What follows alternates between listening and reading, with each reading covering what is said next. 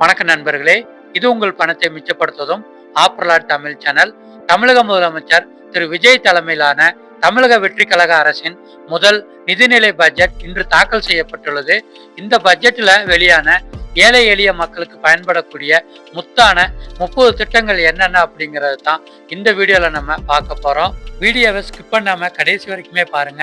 முதல் அறிவிப்பு, பெருந்தலைவர் காமராஜர் சிறப்பு பள்ளிகள் அமைப்பதற்கு ரூபாய் 125 கோடி நிதி ஒதுக்கப்படும்ங்கிற அறிவிப்பு வெளியாயிருக்கு. இரண்டாவது அறிவிப்பு, மீனவர்களுக்காக மீன்பிடி தடைக்கால உதவித்தொகை ரூபாய் 6000 7,000 ரூபாயாக உயர்த்தி வழங்கப்படும் சொல்லியிருக்காங்க. இதற்காக 135 கோடி ரூபாய் நிதி தனியா ஒதுக்கியிருக்காங்க. மூன்றாவது அறிவிப்பு, அரசு மருத்துவமனைகளில் பிறக்கும் குழந்தைகளுக்கு 1 கிராம் தங்க மோதிரம் வழங்க தாய்மாமன் தங்க மோதிரம் திட்டத்திற்கு ரூபாய் 560 கோடி ரூபாய் நிதி ஒதுக்கியிருக்காங்க. அடுத்த மாதம் செப்டம்பரிலிருந்து இந்த திட்டம் நடைமுறைப்படுத்த போறாங்க. நான்காவது அறிவிப்பு, மதுரையில் சிறப்பு சட்டக்கல்லூரி அமைக்கப்படும்ங்கிற அறிவிப்பு வெளியாயிருக்கு. ஐந்தாவது அறிவிப்பு, பெண்களின் திருமண நன்னாளில் 8 கிராம் தங்க நாணயம் மற்றும் ஒரு பட்டுப்புடவை வழங்க அண்ணனின் சீர்திட்டத்திற்காக 812 கோடி ரூபாய் நிதி ஒதுக்கியிருக்காங்க. இது அண்ணன் சீர்திட்டம்ங்க. அடுத்த அறிவிப்பு, 12 மாவட்டங்களில் 12 முதியோர் இல்லங்கள் நிறுவப்படும் அப்படிங்கிற அறிவிப்பு வெளியாயிருக்கு. தமிழ்நாடு முழுவதும் 1000 நடமாடும் முதியோர் சிகிச்சை மையங்களும் ஆரம்பிக்கப்படும்ங்கிற அறிவிப்பும் வெளியாயிருக்குங்க. அடுத்ததா 7வது அறிவிப்பு, ஒலிம்பிக்கில் பதக்கம் வெல்ல இளைஞர்களுக்கு பயிற்சி அளிக்க 10 சிறப்பு மையங்கள் அமைக்க ரூபாய் 50 கோடி நிதி ஒதுக்கப்படும்னு அறிவிப்பு வெளியாயிருக்கு. அடுத்து 8வது அறிவிப்பு, 10,000 பெண்களுக்கு ஆண்டுதோறும் இலவச கறவை மாடுகள் வழங்கும் திட்டத்திற்கு ரூபாய் 51 கோடி ரூபாய் நிதி ஒதுக்கியிருக்காங்க. அடுத்து 9வது அறிவிப்பு, தூத்துக்குடி மற்றும் நெல்லை மாவட்டங்களை விண்வெளி தொழில் முதலீட்டு மண்டலங்களாக தமிழ்நாடு அரசு அறிவிச்சிருக்காங்க. அடுத்து 10வது அறிவிப்பு என்ன அப்படின்னா, மாவட்ட வாரியாக அங்குள்ள தொழில் திறனுக்கு ஏற்ப சிப்காட் பூங்காக்கள் அமைக்கப்படும் அப்படிங்கிற அறிவிப்பு வெளியாயிருக்குங்க. தூத்துக்குடி மற்றும் திருநெல்வேலி மாவட்டங்கள்ல சிப்காட் பூங்காக்கள் வரப்போகுது. 11வது அறிவிப்பு, அறிவகம் என்ற பெயரில் இந்தியாவின் முதல் ஏஐ நகரம் உருவாக்கப்படும். 5 லட்சம் இளைஞர்களுக்கு ஏஐ பயிற்சி வழங்கப்படும் அப்படிங்கிற அறிவிப்பை தமிழ்நாடு அரசு வெளியிட்டிருக்காங்க. அடுத்து 12வது அறிவிப்பு, ரூபாய் 31 கோடியில் கால்நடைகள் காப்போம் என்ற புதிய காப்பீட்டு திட்டம் செயல்படுத்தப்படும் அப்படிங்கிற ஒரு முத்தான அறிவிப்பை தமிழ்நாடு அரசு வெளியிட்டிருக்காங்க.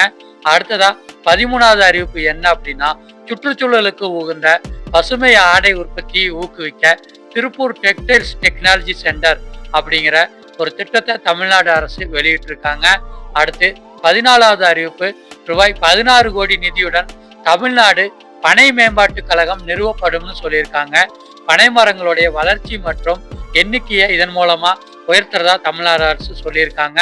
அடுத்ததா 15வது அறிவிப்பா, தாய்கேர் என்ற பெயரில் மாநிலம் முழுவதும் உள்ள கருவுற்ற பெண்களுக்கான சேவை மற்றும் உதவி மையங்கள் அறிவிக்கப்படும் அப்படிங்கிற ஒரு முக்கியமான அறிவிப்பு வெளியாயிருக்கு.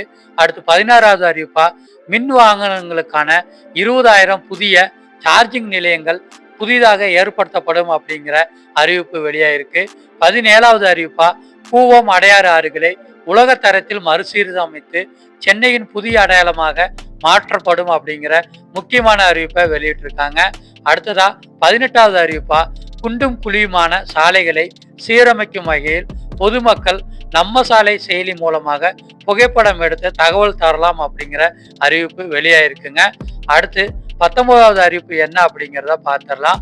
இந்த அறிவிப்பு மலையோர கிராமங்களுக்கானது. 100 கிராமங்களில் சூரிய மின்வேலி மற்றும் எஃகு வேலி உள்ளிட்ட அறிவியல் சார்ந்த பாதுகாப்பை ஏற்படுத்தி மனித வனவிலங்கு மோதலை தடுப்பதற்காக புதிய திட்டத்தை தமிழக அரசு வகுக்க போறாங்க. அடுத்ததா 20வது அறிவிப்பா, தாமிரபரணி, காவிரி, வைகை இந்த ஆறுகள்ல மறுசீரமைப்பு செய்து மாசுபாட்டை தடுக்க விரிவான திட்டம் ஏற்படுத்தப்படும்னு சொல்லியிருக்காங்க. இந்த 3 ஆறுகளுமே தமிழ்நாட்டினுடைய முக்கியமான நீர் ஆதாரமா இருக்கிறதுனால தமிழக அரசு இதை மறுசீரமைக்க போறாங்க. அடுத்ததா 21வது அறிவிப்பா, பொட்டலமிடப்பட்ட கோதுமை மாவு வழங்கும் முன்னோடி திட்டம் செயல்படுத்தப்படும் ஒரு முக்கியமான அறிவிப்பை தமிழக அரசு வெளியிட்டிருக்காங்க. கோதுமை மாவை பாக்கெட் போட்டு தர போறாங்க. அடுத்து 22வது அறிவிப்பா, வெற்றி மகளிர் ஆடு வளர்ப்பு திட்டத்தின் கீழே 30,000 பெண்களுக்கு தலா 5 ஆடுகள் வழங்கப்படும் அப்படிங்கிற அறிவிப்பு வெளியே இருக்குங்க. வெள்ளாடோ செம்பறியாடோ 5 ஆடுகள் தரப்போறாங்க. 23வது அறிவிப்பா திருவள்ளுவர் நாளன்று ஆண்டுதோறும் காயிதே மில்லத் விருது வழங்கப்படும் அப்படிங்கிற ஒரு முக்கியமான அறிவிப்பை வெளியிட்டிருக்காங்க. அடுத்ததா 24வது அறிவிப்பா புதிய மருத்துவ காப்பீடு திட்டத்தின் கீழ் அரசு ஊழியர்களுக்கான காப்பீடு தொகை 5 லட்சம் ரூபாயிலிருந்து 7.5 லட்சமாக உயர்த்தியிருக்காங்க. 2 லட்சம் ரூபாய் காப்பீட்டு தொகை தமிழக அரசு ஊழியர்களுக்கு உயர்ந்திருக்குங்க. அரசு ஊழியர்களுக்கு இது ரொம்பவுமே ஒரு முக்கியமான அறிவிப்பா பார்க்கப்படுதுங்க. அடுத்ததா 25வது அறிவிப்பும் அரசு ஊழியர்களுக்கானதாங்க. அரசு ஊழியர்களுக்கான அரிய வகை நோய் காப்பீட்டு தொகை ரூபாய் 15 லட்சமாக உயர்த்தி வழங்கியிருக்காங்க. அடுத்ததா 26வது அறிவிப்பா ஏழை எளிய மக்களுக்கு பயன்படக்கூடிய வெற்றி வீடு கட்டும் திட்டம் தாங்க. இந்த திட்டம் மூலமாக தமிழ்நாடு அரசு 3.10 லட்சம் ரூபாயா இருந்த வீடு கட்டுறதுக்கான மானிய தொகையா 5 லட்சம் ரூபாயா உயர்த்தி வழங்க போறாங்க. இது ஏழை எளிய மக்களுக்கு ரொம்பவுமே பயன்படக்கூடிய ஒரு திட்டமா இருக்க போகுதுங்க. அடுத்து 27வது அறிவிப்பா மெட்ரோ ரயில் திட்ட அறிவிப்பு தாங்க. விமான நிலையம் கிளாம்பாக்கம், கோயம்பேடு பட்டாபிராம், பூந்தமல்லி சுங்குவார் சத்திரம் இந்த வழித்தடங்கள்ல மெட்ரோ ரயில் அமைக்கிறதுக்கான பரிந்துரையை மத்திய அரசுக்கு தமிழக அரசு கொடுக்கும் அப்படிங்கிற அறிவிப்பு வெளியாயிருக்கு.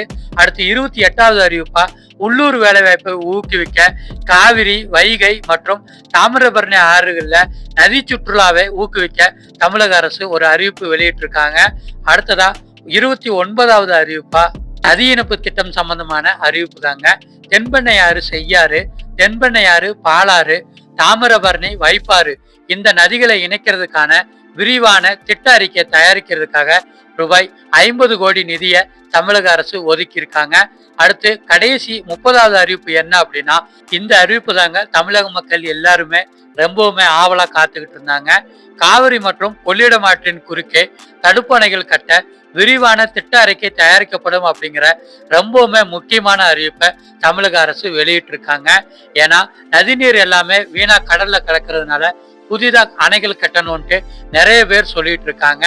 நண்பர்களே, இந்த முக்கியமான 30 அறிவிப்புகள் தாங்க இன்னைக்கு வெளியான தமிழ்நாடு அரசின் 2026-27 நிதியாண்டுக்கான நிதிநிலை பட்ஜெட்டினுடைய முக்கியமான அறிவிப்புகள்.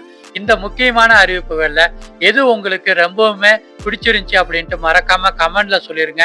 எந்த திட்டத்தை செயல்படுத்தினா தமிழ்நாடு மக்களுக்கு ரொம்பவுமே பயனுள்ளதா இருக்கும் அப்படிங்கிறதையும் மறக்காம நீங்க கமெண்ட்ல சொல்லிருங்க. இந்த வீடியோவை உங்க ஃப்ரெண்ட்ஸ் அண்ட் ஃபேமிலிக்கு ஷேர் பண்றது மூலமா அவங்களுக்கும் தமிழ்நாடு அரசு அடுத்து செயல்படுத்த போற முக்கியமான திட்டங்கள் எது எது அப்படிங்கிறத தெரிஞ்சுக்கிறதுக்கு உதவுங்க. உங்க ஏரியாவுல தமிழக அரசு புதுசா என்ன திட்டம் கொண்டு வந்தா நல்லா இருக்கும் அப்படிங்கிறதையும் மறக்காம நீங்க கமெண்ட்ல சொல்லிருங்க. பயனுள்ள தகவல் தொடர்ந்து பார்க்க ஆப்பர்லாட் தமிழ் சேனலை சப்ஸ்கிரைப் பண்ணி வச்சுக்கோங்க. நம்ம சேனல்ல அரசு அறிவிப்புகள் உடனுக்குடனே வெளியிடப்படும். சப்ஸ்கிரைப் பண்ணிருங்க. நன்றி.